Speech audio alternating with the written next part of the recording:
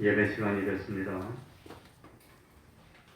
다 같이 묵상 기도 드림으로 주일오후 예배 시작하겠습니다.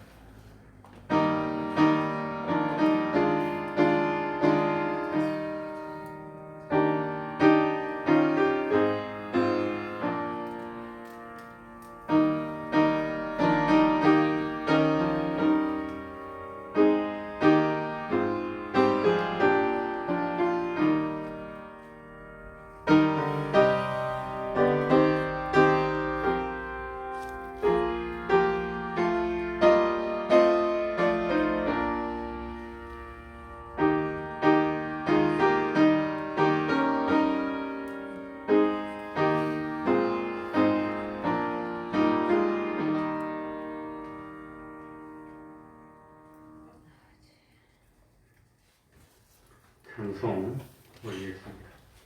찬송가 317장입니다. 317장입니다.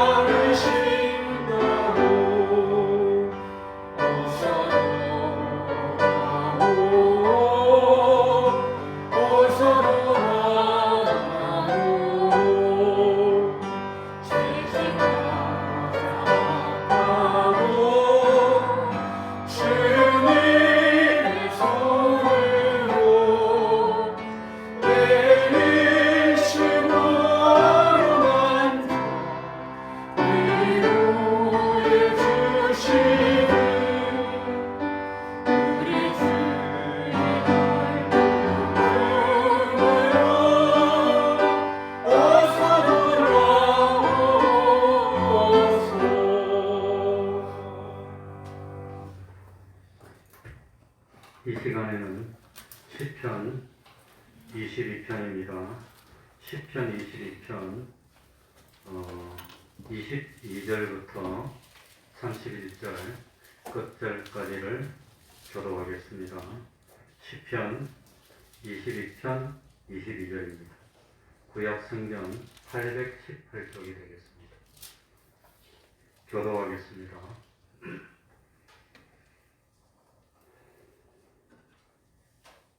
내가 주의 이름을 형제에게 선포하고 회중에서 주를 찬송하리이다. 여호와를 두려워하는 너희여, 그를 찬송할지어다. 야곱의 모든 자손이여, 그에게 영광을 돌릴지어다. 너희 이스라엘의 모든 자손이여, 그를 경외할지어다. 그는 곤고한 자의 곤고를 멸시하거나 싫어하지 아니하시며 그 얼굴을 저에게서 숨기지 아니하시고 부르짖을 때에 들으셨도다. 예배 중에 나의 찬송은 주께로서 온 것이니 주를 경외하는 자 앞에서 나의 소원을 갚으리이다. 겸손한 자는 먹고 배부를 것이며 여호와를 찾는 자는 그를 찬송할 것이라. 너희 마음은 영원히 살지어다. 땅의 모든 끝이 여호와를 기억하고 돌아오며 열방의 모든 족속이 주의 앞에 경배하리니. 나라는 여호와의 것이요 여호와는 열방의 주제심이로다. 세상의 모든 풍비한 자가 먹고 경배할 것이요 진토에 내려가는 자 곧 자기 영혼을 살리지 못할 자도 다 그 앞에 절하리로다. 후손이 그를 봉사할 것이요 대대의 주를 전할 것이며 와서 그 공의를 장차 나의 백성에게 전하며 주께서 이를 행하셨다 할 것이로다. 아멘. 이제 통성으로 기도드리겠습니다. 하나님 아버지, 하나님 아버지, 주님이 저희를 부르시고 택하여 주셨습니다. 부르심에 합당한 삶을 사는 저희를 이루시고 계시옵소서. 진실로 하나님이시여, 주님이시여,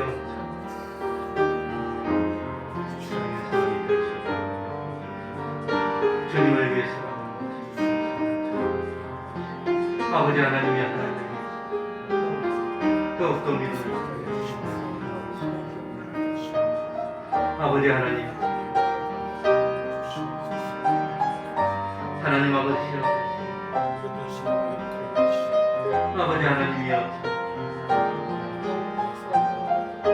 언제나 하나님 아버지 우리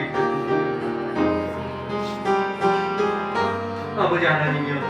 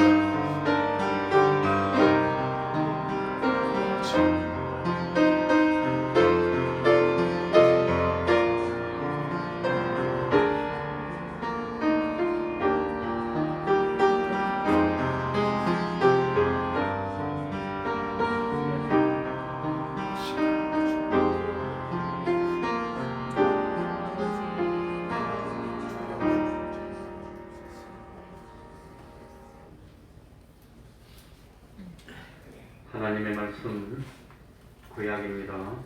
창세기 1장 9절입니다. 9절부터 13절까지를 제가 읽겠습니다. 창세기 1장 9절부터 13절까지를 제가 읽겠습니다. 하나님이 가라사대 천하의 물이 한 곳으로 모이고 묻이 드러나라 하시매 그대로 되니라. 하나님이 묻을 땅이라 칭하시고 모인 물을 바다라 칭하시니라. 하나님의 보시기에 좋았더라.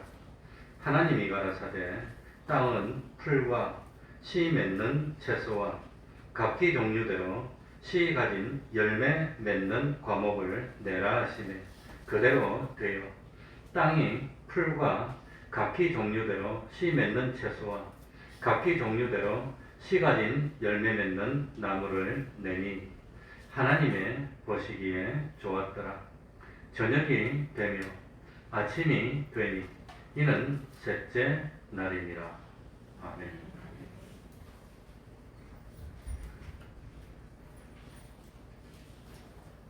오늘은 천지창조의 셋째 날의 내용입니다.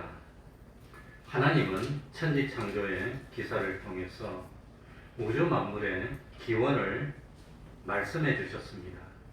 왜 하나님은 우리에게 우주 만물의 기원을 자세하게 설명해 주셨습니까? 이것은 우리의 지적 호기심을 충족시키려는 것이 아니라 어떤 참 특정한 피조물을 더 높이 들여는 것도 아닙니다. 하나님은 천지 창조를 통해서 하나님의 영광을 밝히 드러내셨습니다.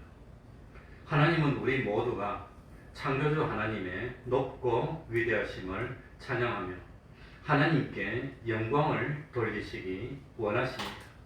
이것이 하나님이 우리에게 우주의 기원을 말씀해 주신 의도입니다. 그런데 어떤 사람들은 창세기에 기록된 천지창조의 내용을 과학적으로 오류가 있는 내용이라고 생각합니다. 그래서 이런 사람들은 이 천지창조에 대한 기록을 역사적인 사실로 보지를 않습니다. 과학이 하는 일이 뭘까요? 어떻게 하는 것을 과학적이라고 부르겠습니까? 과학이 하는 것은 반복적인 관찰을 통해서 보편적인 방법을 이끌어내는 것입니다. 그런데 이런 과학으로는 과학적으로 우주의 기원을 근본적으로 설명할 수가 없습니다. 우주의 기원은 반복되는 것이 아니기 때문입니다. 또 과학이라고 하는 것은 실험을 통해서 재현할 수 있어야 하는데 우리 우주의 기원은 재현이 불가능합니다. 우주의 기원은 관찰할 수 있는 것도 아니고 실험으로 재현할 수 있는 것도 아닙니다. 그렇기 때문에 우주의 기원을 설명하는 일은 과학의 영역을 넘어서는 일입니다. 우주의 기원에 대해서는 창조주 하나님 외에는 설명할 수 있는 방법이 없는 것입니다. 그런데도 과학이라는 허구를 내세우면서 마치 온 우주가 오랜 시간의 진화의 과정을 거치면서 자연 발생적으로 생산되었다고 주장하는 사람들이 있습니다. 그걸 진화론이라고 합니다. 이 진화론은 인간이 머릿속으로 만들어낸 어떤 허구입니다. 상상이고 또 사람들의 불안을 잠재우기 위해서 이 그럴듯한 내용을 허구로 거짓말로 만들어낸 것이 바로 진화론이라고 하는 겁니다. 그러니까 사람들은 진화를 관찰하여서 증명한 적이 없습니다. 또 진화의 증거라고 하는 것이 어느 것 단 하나라도 확정적으로 드러난 것은 단 하나도 없습니다. 순전히 가설입니다. 예를 들어 가지고 원숭이가 사람으로 변한다면 원숭이가 땅 하고 자고 났더니 침팬지로 탁 변했을까요? 그리고 그 침팬지가 어느 날 번개가 팍 치니까 사람으로 탁 변했을까요? 이 진화론에 의하면은 원숭이가 조금씩 수백만 년에 걸쳐갖고 조금씩 변해서 사람이 되는 겁니다. 근데 원숭이하고 사람 사이에 얼마나 많은 변화가 있어야 됩니까? 수없이 많은 변화가 있어야 됩니다. 조금씩 변한 모습이 단 하나도 나타난 게 없습니다. 어느 단 하나도 없습니다. 그래 놓고 어느 원숭이 뼈하고 그 다음에 어떤 뼈 안에 쓰면 이게 진화의 증거라는 그 진화의 증거가 될 수가 있습니까? 순전히 거짓말입니다. 지어낸 겁니다. 왜 지어냈냐? 하나님의 존재를 설명하면서 하나님 앞에 예속받기 싫어하는 사람들이 그럴듯한 거짓말을 꾸미가지고 이렇게 만들어졌을 것이라고 설명하는 것이지 단 하나도 단연코 진화에 대한 단 하나의 증거도 없습니다. 그러니까 우리 초등학생 때 나왔던 시조새니 그런 새는 지금도 모양이 똑같습니다. 그대로 하나도 진화된 거 없습니다. 만약에 진화가 됐다면 지금도 진화되고 있어야 될 거 아닙니까? 누가 진화되고 있습니까? 그러니 참 1000년 전에 이 원숭이 그림이 있는데 지금도 똑같아요. 하나도 바뀐 거 없습니다. 그리고 가장 이 한 마리만 지나갈까요? 이 원숭이 떼가 10만 마리 있으면 10만 마리가 똑같이 변했을 거예요. 똑같이 변해서 점점 사람이 됐다면 그 수없이 연속적으로 변한 화석들이 수없이 나타나야 되는데 단 하나도 나타난 거 없습니다. 원숭이만 그렇습니까? 호랑이도 사자, 코끼리도, 뭐 기린도 단 하나도 없습니다. 그 기린이 되려면 얼마나 많이 조금씩 변해야 됩니까? 그 변한 게 있습니까? 하나도 없는데. 완전히 만들어낸 건데 왜 그걸 주장하느냐? 이 주권자고 심판주인 하나님을 인정하기 싫기 때문에 그 터무니없는 걸 만들어냈고 하나님 단 하나도 증거도 없으면서 이걸 보고 지나라고 그러고 앉았으니 얼마나 허무합니까? 그러니 이 뭡니까? 우리가 어릴 때는 이 인류의 원숭이라고 직립본인인지 진잔드로프스포디스 어쩌고저쩌고 배웠는데 근데 그게 DNA 검사해보니까 원숭이뼈랍니다. 인간하고 상관도 없는 겁니다. 그래놓고는 그게 진화돼서 조금 그러니까 진화라는 것은 3단계를 거쳐서 되는 거 아닙니다. 4단계를 거쳐서 탁탁 되는 것도 아니고 조금씩 변해야 되는데 그 조금씩 변하려면 수만 마리가 뭐 고양이가 뭐 호랑이가 되듯이 막 변해야 되는데 단 하나의 개체도 그렇게 조금씩 변화되는 과정이 다 나타난 화석이 단 하나도 없습니다. 어떻게 그러니까 세포 하나가 이렇게 변하고 그렇게 된단 말입니까? 단 하나도 나타난 게 없는데 그런데 이 학교에서 이 진화론은 그럴듯하게 가르치고 창조론은 아예 안 가르칩니다. 왜 그럴까요? 대부분의 사람들이 하나님의 존재를 인정하기가 싫기 때문입니다. 그건 아마도 심판을 많이 받을 겁니다. 그러니까 참 인간을 주권 섭리하시는 절대자의 존재를 인정하여서 그 절대자인 하나님에게 예속당하는 게 싫기 때문에 그 어떤 변명을 내기 위해서 하다 보니까 진화론을 만드는데 아무것도 없는데 먼지가 있더니 그게 점점 모여서 지구가 되겠습니까? 어떻게 이 큰 땅덩이가 된단 말입니까? 지구보다 큰 별이 사람이 살 수 없을 만큼 수천 많은 그것들이 먼지가 모여서 됩니까? 그게? 그걸 뭐 관찰을 할 수 있습니까? 실험을 할 수 있습니까? 재현을 할 수 있습니까? 불가능입니다. 그러니까 설명하는 방법은 딱 하나밖에 없는데 하나님이 창조했다는 겁니다. 아마 과학자들이 그걸 누구보다도 더 잘할 겁니다. 거짓말을 다 하고 있어서 그렇지. 그러니 우리들이 그런 데 넘어가면 안 됩니다. 예수 믿는 사람들이. 오늘 본문에는 천지창조의 셋째 날 하나님이 행하신 2가지 역사를 기록하고 있습니다. 하나는 바다와 육지를 나눈 것이고 또 하나는 하나님이 식물을 창조하신 겁니다. 우리 9절 10절 한번 보겠습니다. 9절 10절은 하나님이 바다와 육지를 나누는 겁니다. 하나님이 가라사대. 자, 9절 10절 읽겠습니다. 시작. 하나님이 가라사대 천하의 물이 한 곳으로 모이고 묻이 드러나라 하시며 그대로 되니라. 하나님이 묻을 땅이라 칭하시고 모인 물을 바다라 칭하시니라. 하나님의 보시기에 좋았더라. 오늘도 보면은 제일 먼저 9절에 하나님이 가라사대. 창조의 역사는 언제든지 말씀의 선포로 시작되는 겁니다. 하나님이 가라사대. 하나님의 말씀은 실존입니다. 그것이 하나님의 말씀. 그래서 하나님이 가라사대. 하나님의 말씀은 하나님은 셋째 날에 바다와 육지를 나눴습니다. 이 하나님의 말씀은 언제나 창조의 역사를 일으키는 유일한 것입니다.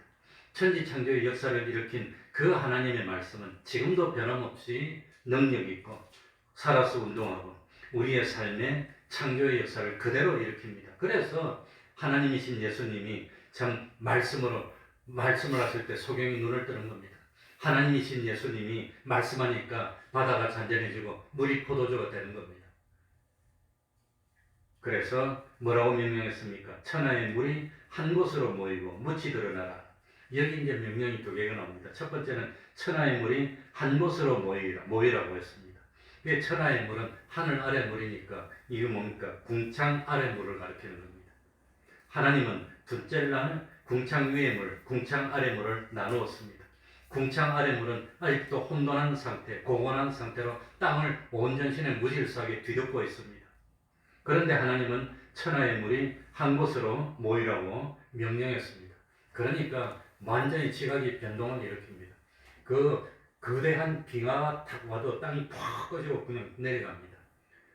거대한 빙하 같은 거는 우리 대한민국만큼 큰 빙하가 있어요.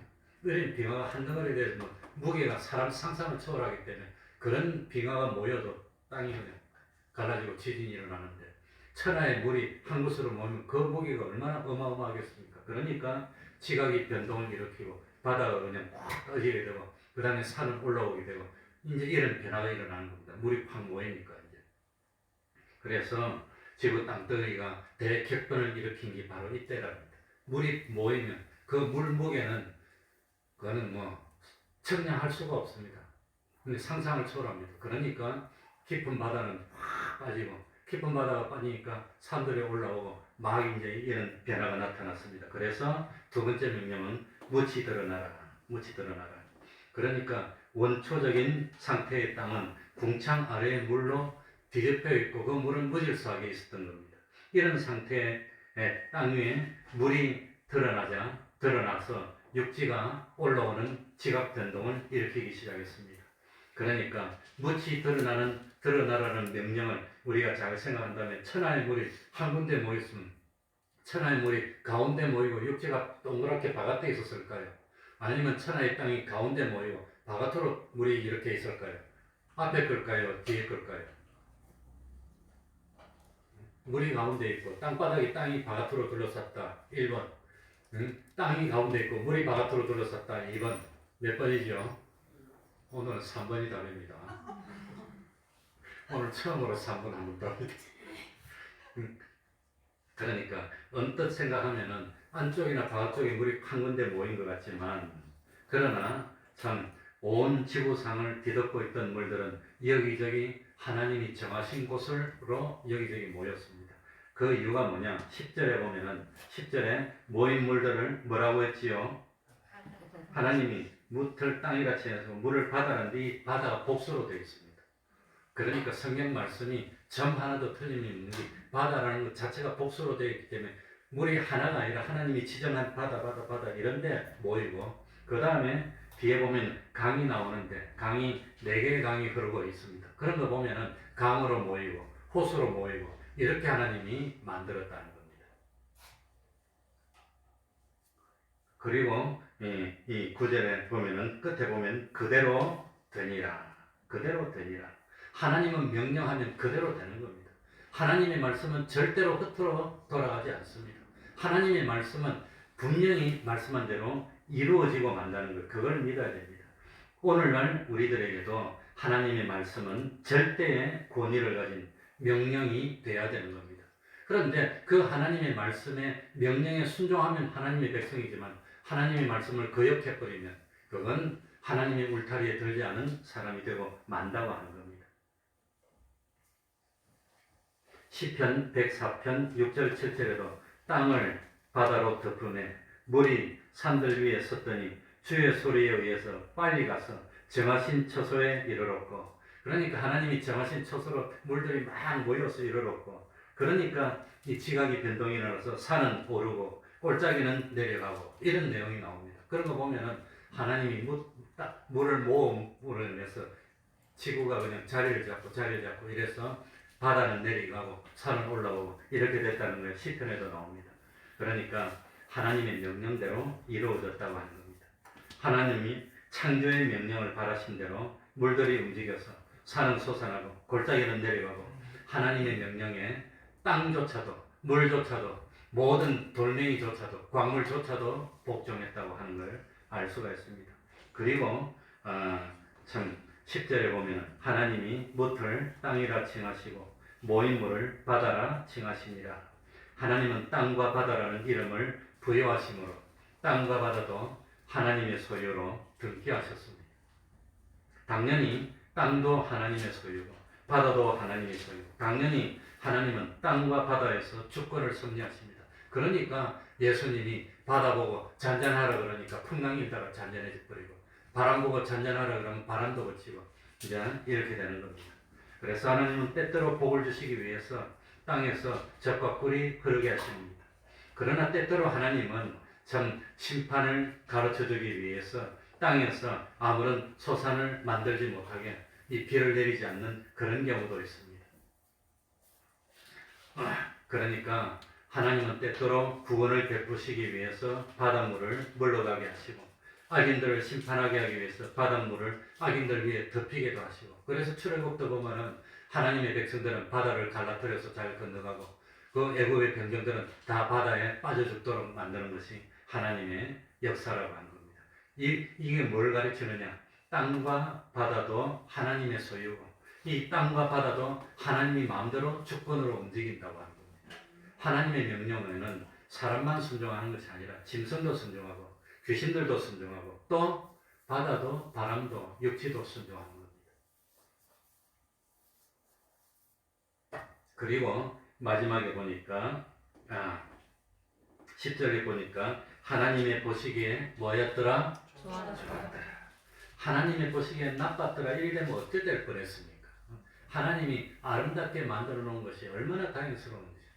그래서 저는 하나님이 만든 것 중에 산도 좋지만 바다도 좋고 바다를 좀 더 좋아하는 것 같아요. 바닷가에 앉아 있으면 평생 앉아 있으라면 평생 앉아 있을 것 같아요.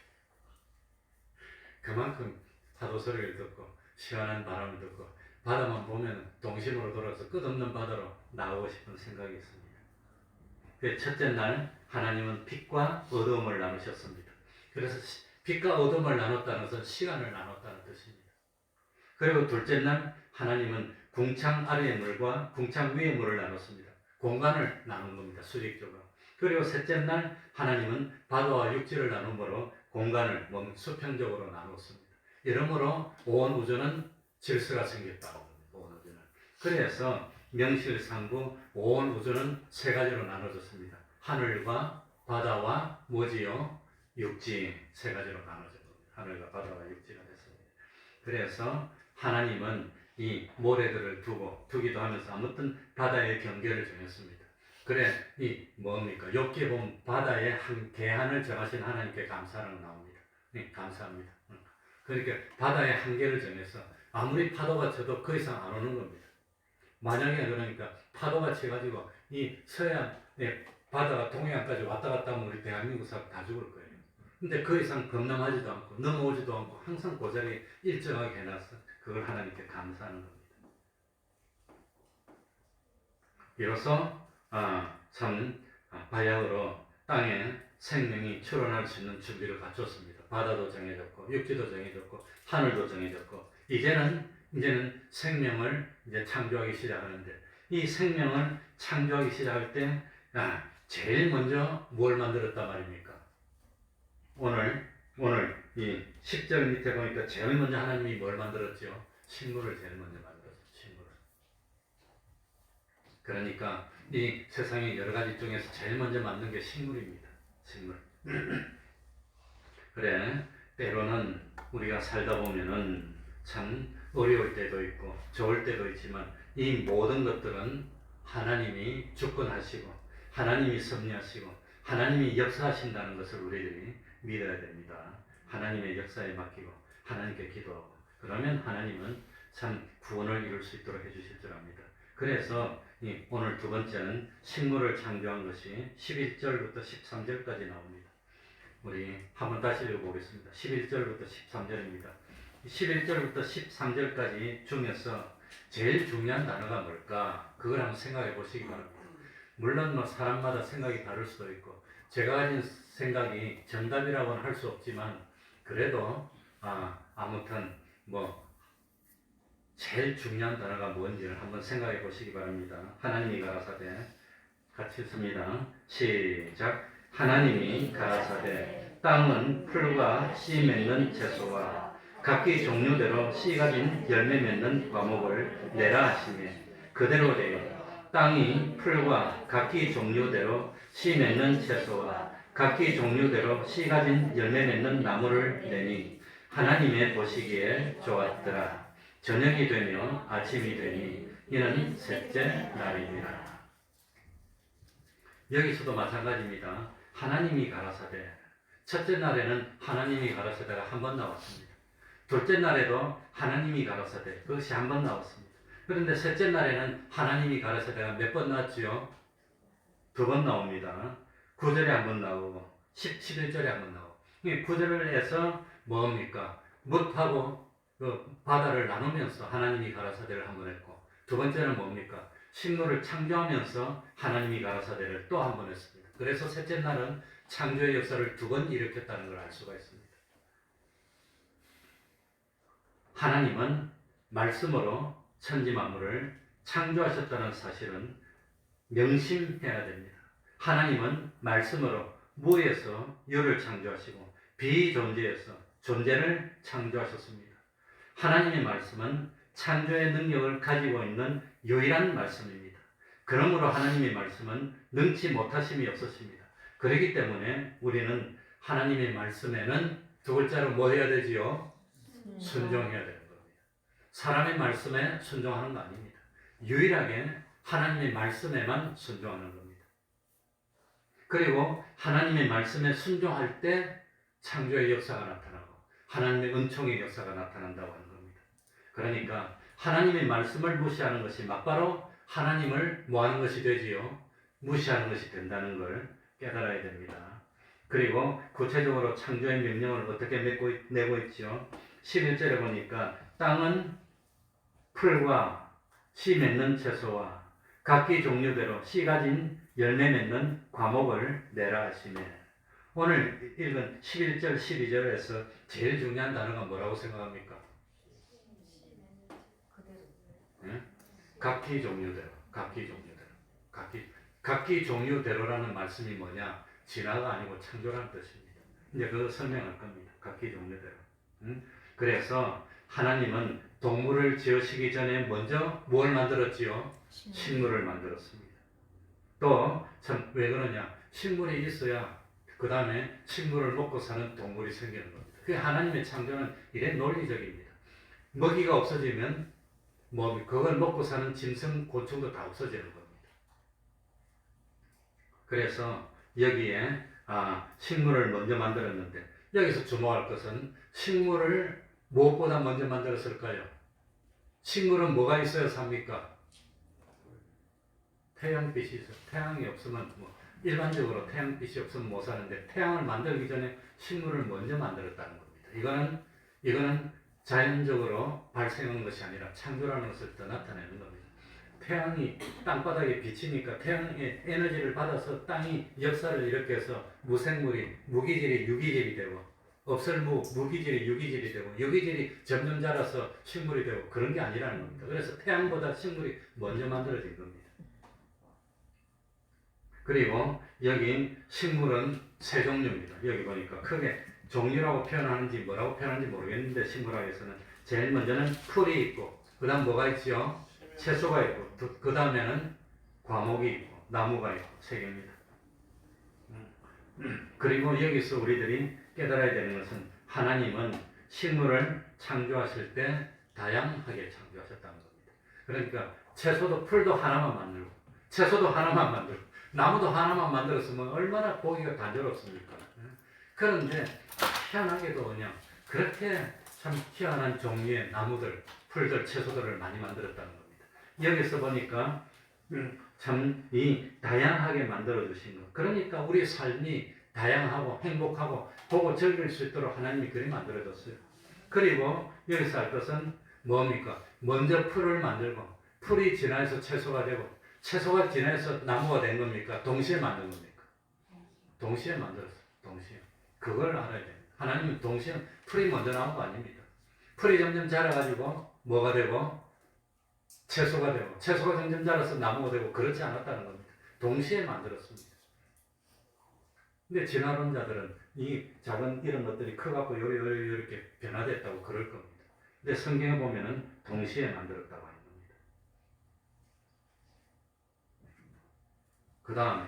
그 다음에 세 번째로 다양하게 무엇대로 창조했다고 각기 무엇대로 종류대로 각기. 그래서 오늘 창세기에는 각기 종류대로가 10번이 나옵니다. 1장에만 10번이.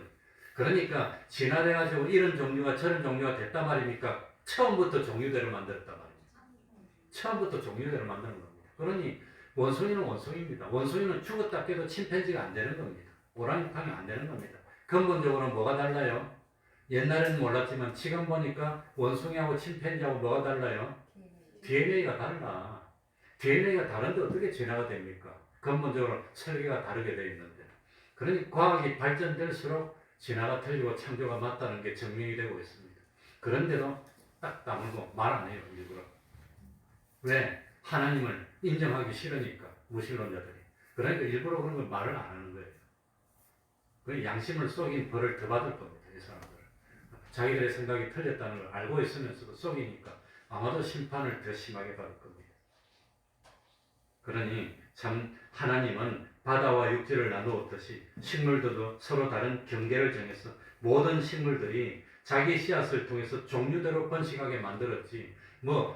소나무가 나중에 대나무가 되고 이런 식으로 진화돼 가지고 다른 것이 되도록 하나님이 역사하지를 않았다고 하는 거예요. 그래서 그렇게 강조한 게 뭐냐? 각기 종류대로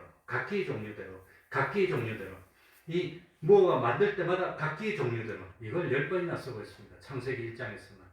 이 종류가 저 종류로 넘어오거나 그럴 수가 없다고 하는 겁니다. 각기 종류대로입니다. 그래서 고린도전서 15장 38절에도 보니까 하나님이 형체를 주시되 각 종자에게 그 형체를 주시느니라. 하나는 사람의 육체요, 하나는 짐승의 육체요, 하나는 새의 육체요, 하나는 물고기의 육체라. 그러니까 하나님은 창조하실 때부터 각 종자에게 각기 다른 형체를 주셨습니다. 그게 변해서 이리 되고 저리 되고 하는 것이 아니라고 하는 겁니다. 풀의 형체를 풀은 풀의 형체를, 채소에게는 채소 형체를, 나무에게는 나무 형체를 줬지 풀이 변해서 채소가 되고 채소가 변해서 나무가 되고 그래 되지 않도록 만들었다는 겁니다. 동물도 마찬가지입니다. 각기 종류대로 동물을 만든 겁니다. 그래서 사람에게는 사람의 육체를, 짐승에게는 짐승의 육체를, 새에게는 새의 육체를, 물고기는 물. 그런데 진화론자들은 물고기가 변해서 나왔다고 합니다. 물에서 나왔으니까. 그래가지고 열심히 그냥 어느 날 갑자기 물고기가 강 따라가다가 절벽에서 떨어졌어. 절벽에서 떨어지면서 막 꼬리를 흔들다 보니까 날개가 나와가지고 날았다. 그게 진화론입니다. 막 열심히 하다 보니까 날개가 나왔다. 그런데 재밌는 것은 우리 사람이 평생 물고기를 먹어도 비늘이 안 생겨요. 왜 비늘 먹었는데 비늘이 안 생깁니까? 평생 닭고기를 먹었는데 닭살이 안 생겨요. 그대로 사람이야 똑같이. 닭고기 먹어도 각기 종류대로요. 닭고기 평생 먹었다고 우리들이 꼭꼭 이래서 안 씁니까? 그거는 사람이지. 그러니까 그런데 혼돈되면 안 됩니다. 그러니까 닭고기 세포가 닭고기를 계속 먹었더니 사람이 그냥 나중에 그냥 부리가 쏙 나오고 그냥 그렇게 변하지 않는다는 거예요. 그대로 아무리 먹어도 그건 우리 사람의 영양분이 돼서 사람이 크는 거지. 각기 종류대로입니다. 각기 종류대로. 그러니까 원숭이가 침팬지가 되는 것은 불가능합니다. 만약에 진화했다면 인류의 기원에 3,000년, 5,000년 전에도 원숭이 그림이 있어요. 그 원숭이가 5,000년쯤 지냈으면 지금 칼 만들어서 칼싸움 해야 될 거 아니에요. 5,000년 지났으면. 근데 그 원숭이 지금도 그대로 원숭이야 지금. 원숭이가 5,000년쯤 지냈으면 좀 변해야 될 거 아니에요. 근데 5,000년 전에 원숭이 그러면 지금도 똑같아. 그래 자기들이 지능이 좋아졌으면 그 원숭이가 칼 만들어서 칼싸움하고 총싸움 해야 될 거 아니에요. 안 하고 있어 지금. 그대로 원숭이야. 하나도 진화된 게 없어요.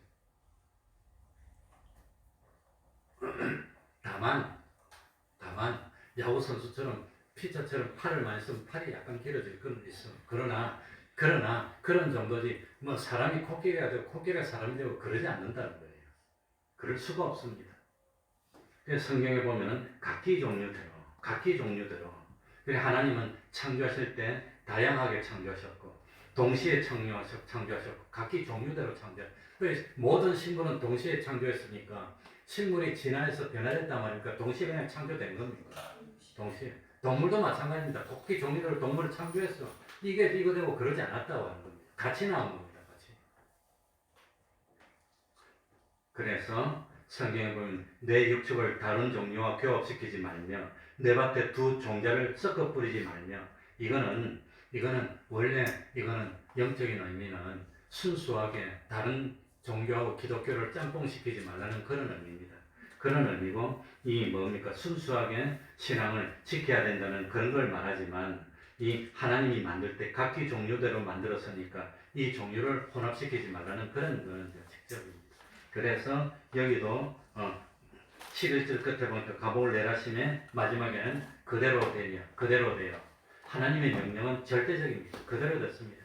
이 세상에 어떤 창조물일지라도 하나님의 명령을 거역할 수가 없습니다. 하나님의 명령은 뭡니까? 창조의 셋째 날 명령으로 모든 식물은 다 셋째 날 완성돼 버렸습니다.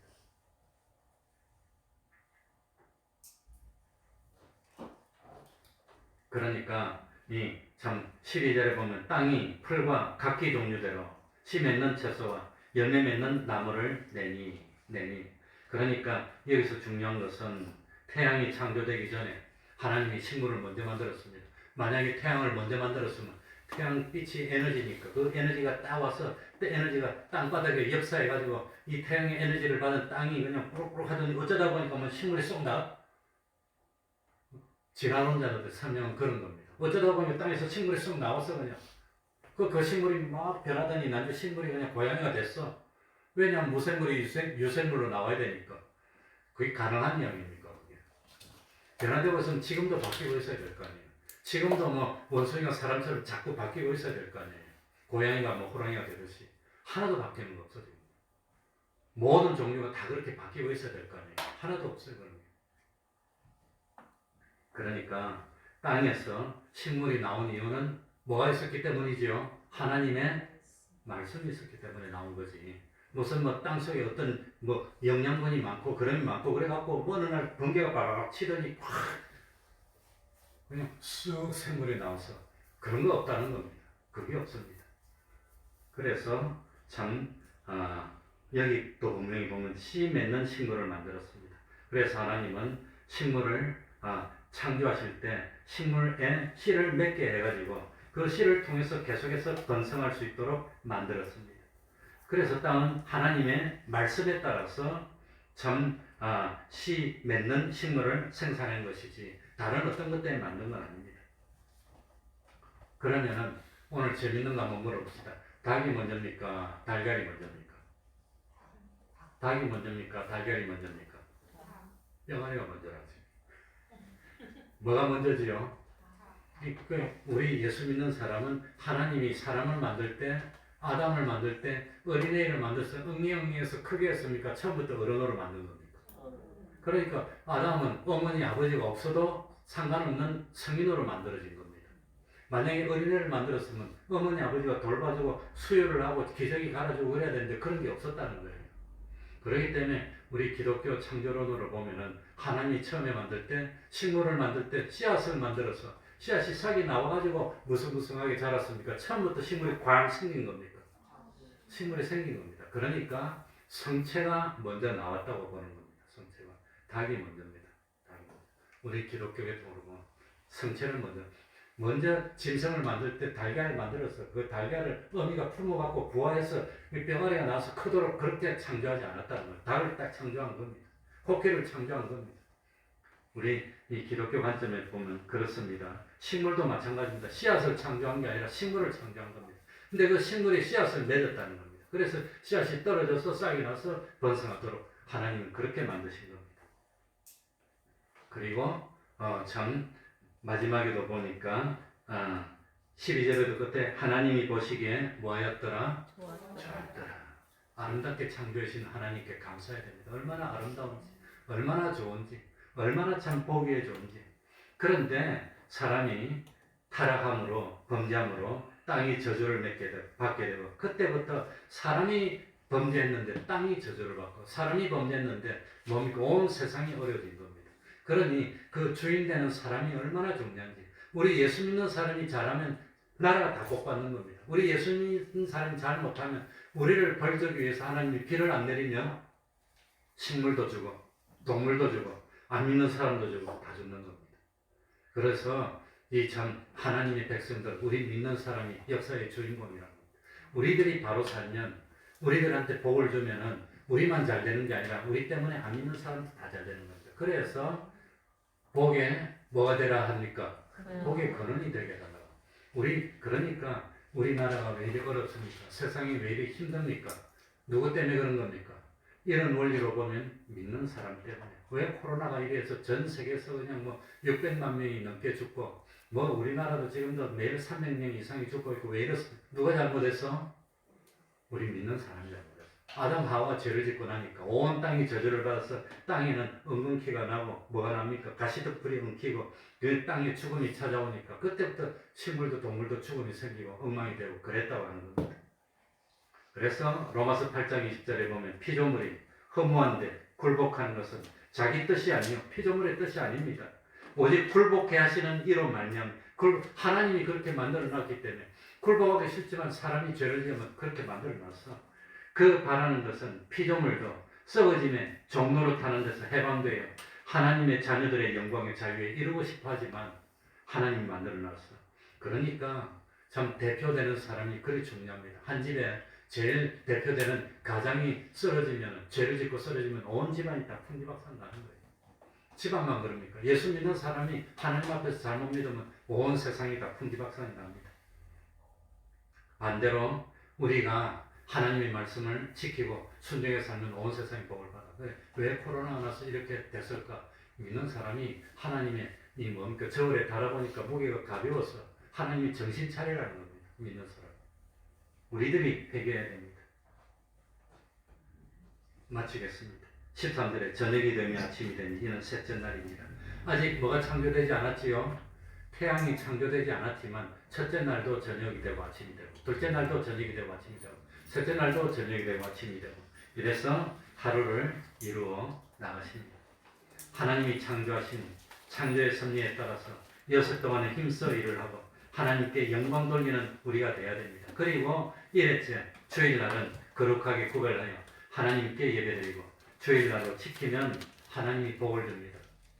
하나님이 복을 주시면 내가 복받는 사람이 되면은 참 집안에 안 믿는 사람이 있을지라도 온 집안에 그 햇빛이 다 비치는 겁니다.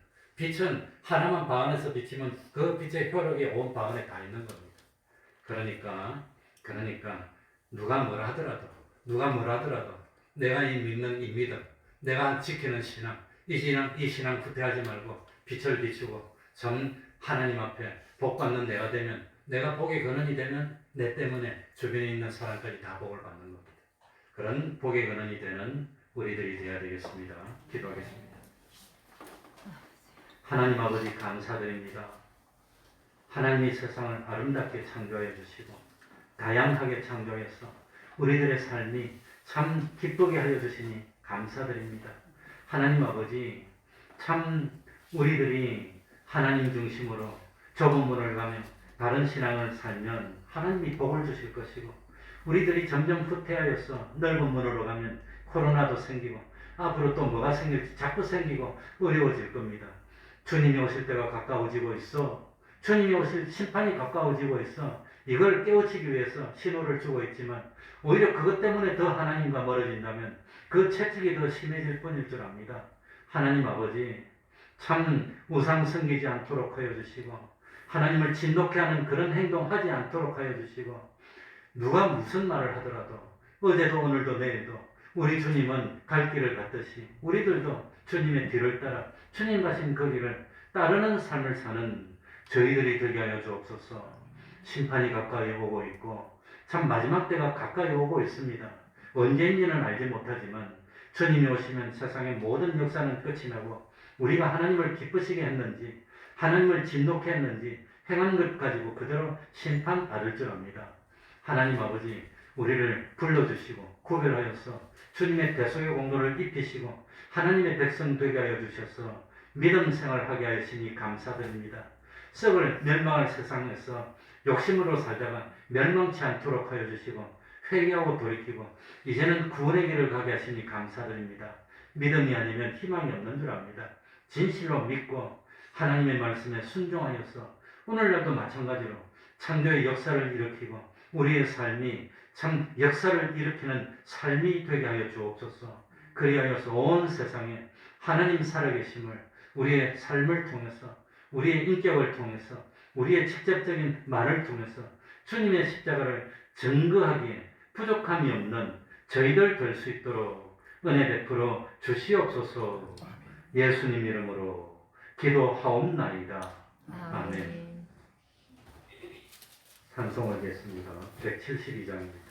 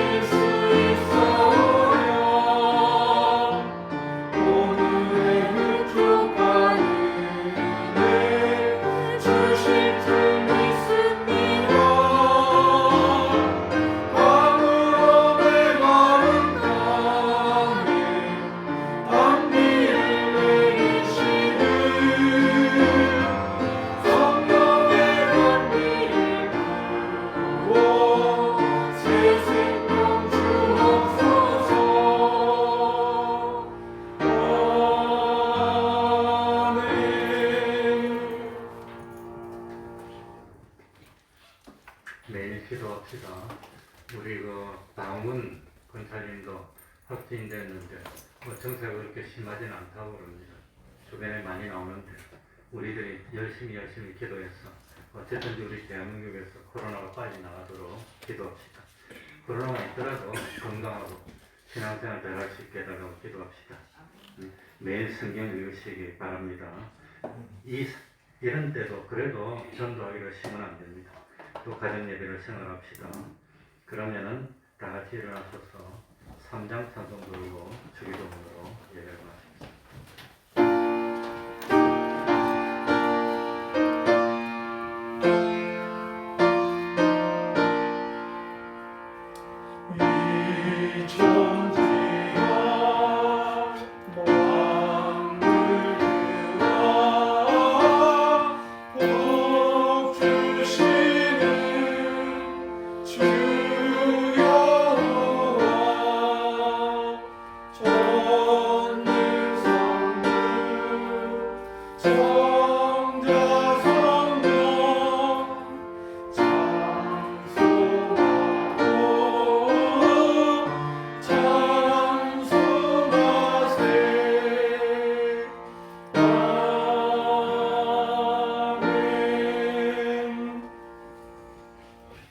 하늘에 계신 우리 아버지여, 이름이 거룩히 여김을 받으시오며 나라의 임하옵시며 뜻이 하늘에서 이룬 것 같이 땅에서도 이루어지이다.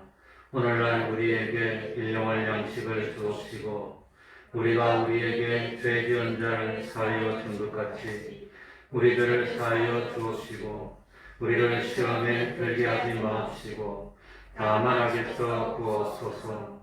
대개 나라와 권세와 영광이 아버지께 영원히 있사옵나이다. 아멘.